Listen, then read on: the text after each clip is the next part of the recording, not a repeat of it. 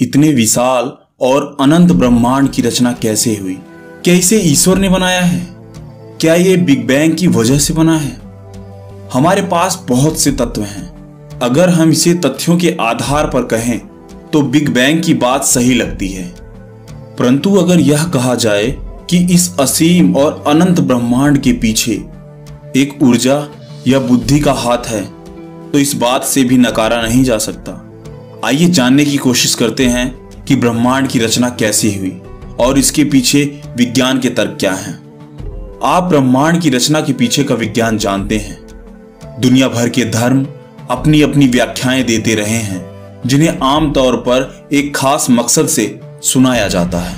जरूरी नहीं है कि उसे सही आंकड़ों के रूप में प्रस्तुत किया जाए, बल्कि उसे एक खास इरादे के साथ बताया जाता है। विज्ञान का कहना है कि एक बिग बैंग यानी एक बहुत बड़ा धमाका हुआ और धुंधली गैसें ठोस होती गई, फिर एक ब्रह्मांड की रचना हुई। यह तथ्य के आधार पर सही हो सकता है और हम इसे सही मानते भी हैं, क्योंकि विज्ञान हमेशा एविडेंस पर विश्वास करता है। अगर हम तथ्य के आधार पर इसे देखें तो तथ्य के आधार पर बिग बैंग की थ्योरी सत्य है। कोई और कहता है कि ईश्वर ने सारा ब्रह्मांड बनाया, जो तथ्य नहीं है मगर सत्य है। जब हम कहते हैं कि ईश्वर ने ब्रह्मांड की रचना की तो पहला सवाल यह आता है कि ईश्वर के बारे में हमारी धारणा क्या है। हमारे दिमाग में ईश्वर का ख्याल कैसे आया? हमने ईश्वर का आविष्कार क्यों किया?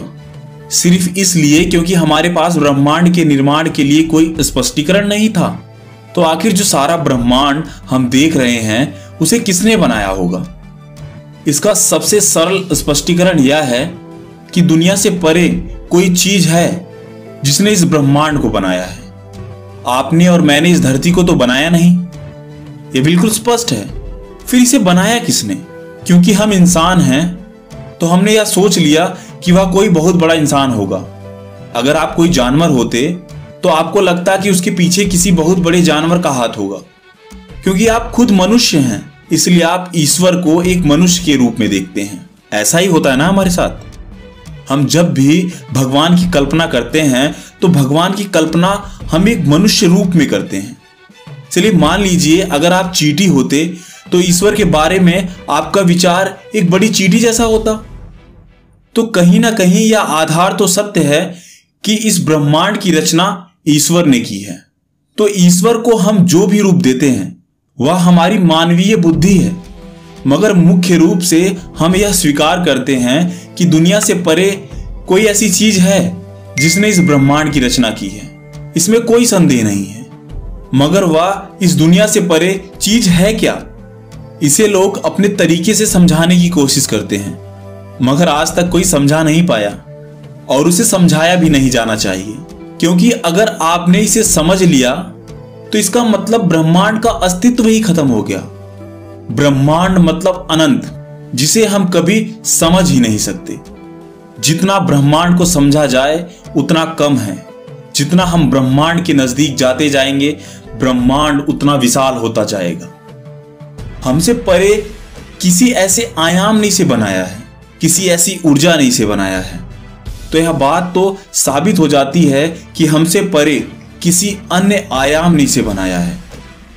दूसरी बात यह है कि जब आप पैदा हुए थे तो आप ऐसे नहीं थे। आपके पास एक छोटा सा शरीर था।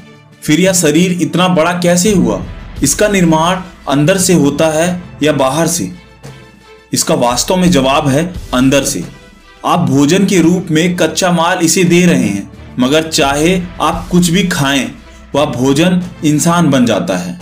यानी आप कुछ भी खा रहे हैं वह हमारे शरीर में यूज हो रहा है और वह हमें एक इंसान के रूप में प्रदर्शित कर रहा है। यानी इसमें एक खास बुद्धि, काबिलियत और ऊर्जा है जो रोटी के एक टुकड़े को इंसान बनाने में सक्षम है। आप चाहे कुछ भी खाएं वह चीज इंसान बन जाता है। तो क्या इस बुद्धि, काबिलियत और ऊर्जा से, जिसे आप ईश्वर कहते हैं, हर चीज की रचना नहीं होती? इस अस्तित्व के आधार को आप ईश्वर कहते हैं। यह सिर्फ एक शब्द है। आप चाहे उसे ईश्वर कहें, शिव कहें, राम कहें, चाहे जो भी कहें, मुख्य रूप से वह इस ब्रह्मांड का आधार है जिसके लिए आप उसके सामने झुकते हैं, क्योंकि वह आपसे परे है आप उसे समझ नहीं पा रहे हैं। जिस चीज को आप समझ नहीं पा रहे हैं उस चीज के सामने आपका नतमस्तक होना स्वाभाविक है। अगर हम इसे एक दूसरे तर्क के हिसाब से समझें कि ब्रह्मांड का जो आधार है वह इंसान में ही है, तो एक सवाल आ जाता है, तो क्या वह ब्रह्मांड अभी भी आपके अंदर सक्रिय है? आपके शरीर के अंदर आपका लीवर जो काम कर रहा है, क्या उसे आप चला रहे हैं या कोई और चीज उसे चला रही है? जिस ऊर्जा ने इसे बनाया वही इसे चला रही है, आप नहीं। तो ब्रह्मांड का जो आधार है वह यही है। अगर किसी पेड़ को बड़ा होना है, फूल को खिलना है और कुछ भी घटित होना है, तो उसमें वही ऊर्जा काम कर रही है, यह उसी की रचना है। अब वह ऊर्जा क्या है? जीवन की हमारी धारणा बहुत मानव केंद्रित है, इसलिए हम सोचते हैं कि ईश्वर एक बड़ा और महान इंसान है। ऐसा सोचने में कोई बुराई नहीं है, क्योंकि ईश्वर हर चीज में है। इसलिए जब आप देखते हैं कि वही ऊर्जा हर शरीर में सक्रिय है, तो आप हर किसी को देखकर सिर झुकाते हैं। आप जो ईश्वर के साथ करते हैं वही हर किसी के साथ करते हैं। अगर आप किसी व्यक्ति को देखें तो आप उसे पसंद या नापसंद कर सकते हैं। अगर आप किसी के शरीर को देखें तो आप उसके प्रति आकर्षित हो सकते हैं, या ऐसा भी हो सकता है आप उससे नफरत करने लगें। अगर आप किसी के मन को देखें तो आप उसे स्वीकार या अस्वीकार कर सकते हैं। इसलिए पहली चीज यह है कि आप स्वीकार करते हैं कि जो ब्रह्मांड का आधार है वह हर इंसान में है, इसलिए आप उसके आगे सर झुकाते हैं। देखिए, ब्रह्मांड का स्रोत हर चीज में सक्रिय है। आप किसी भी चीज को ले लीजिए, आपको उसके अंदर ब्रह्मांड के दर्शन हो जाएंगे। इसलिए आप सिर्फ किसी व्यक्ति विशेष के आगे ही सिर नहीं झुकाते, बल्कि आप किसी गाय, कुत्ते, चींटी, चट्टान, कीट पतंगे, पेड़ पौधे, जिनको भी आप देखते हैं, आप उसके आगे नतमस्तक हो जाते हैं, क्योंकि ब्रह्मांड का स्रोत हर चीज में सक्रिय है। ब्रह्मांड के पीछे की बुद्धि यहां भी मौजूद है। अगर आप सोचना चाहते हैं तो एक तरीका यह है कि ईश्वर वह ऊर्जा है जिसने हर चीज की रचना की है। सोचने का दूसरा तरीका यह है कि ईश्वर वह बुद्धि है जो हर चीज को बनाती है, क्योंकि उसकी बुद्धि अद्भुत है। इतने सारे विज्ञान के बावजूद हम एक पत्ता तक नहीं बना सकते, हम वास्तव में एक परमाणु तक नहीं बना सकते। इसलिए ब्रह्मांड के पीछे की बुद्धि इतनी अद्भुत है कि अगर आप बुद्धि के प्रशंसक हैं तो उसे बुद्धि कहेंगे। अगर आप ऊर्जा के प्रशंसक हैं तो इसे जबरदस्त ऊर्जा कहेंगे। अगर आप आकारों और रूपों के प्रशंसक हैं तो आप इसे पुरुष, स्त्री या और कुछ कहेंगे।